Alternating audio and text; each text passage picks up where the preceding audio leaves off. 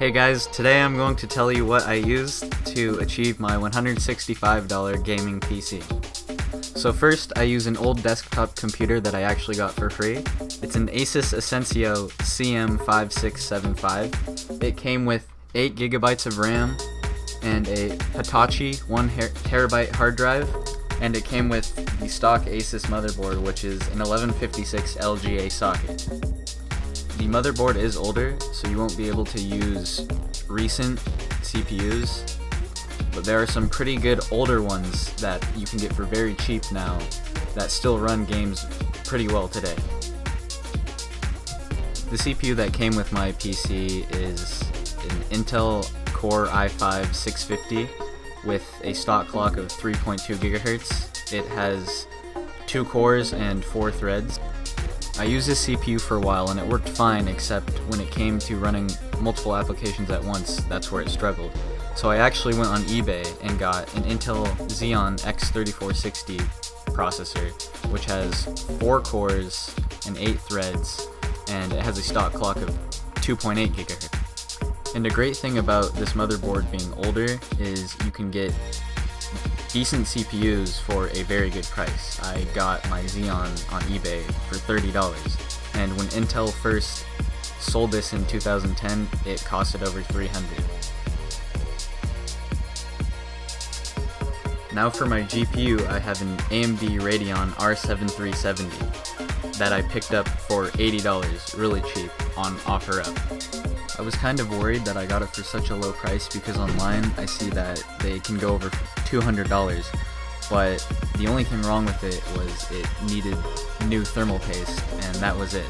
But this graphics card has 4 GB of VRAM, and it has a stock clock of 995 MHz for the core, and for the memory it has 1400 MHz. With this graphics card, I'm able to run pretty much all my games on 1080p settings on high or max, except for Battlegrounds because that game still needs some work done to it. I also did choose to upgrade the stock cooler for the CPU, and I went with the Cooler Master Hyper 212 Evo that I got at another great price on Amazon. They were selling some used, and I got it for $15, and when I got it, there was nothing wrong with it, and it looked like it was brand new. I went with a better cooler just in case I decide to overclock my CPU in the future, and the only downside to it though is it's very big, so I cannot fit the one side panel on my computer, but that doesn't really matter to me. And lastly, I upgraded the power supply because the original one didn't have very good wattage, and also it didn't have a PCI Express cable to fit in the graphics card. So I went with an EVGA 600 watt 80 plus white power supply. It's non-modular, which is a little annoying because I had to tuck all the excess cables around, but I got it for a great price. I got it at Best Buy for $40, and I've had no issues with it so far, and I still have a little headroom wattage-wise for my computer.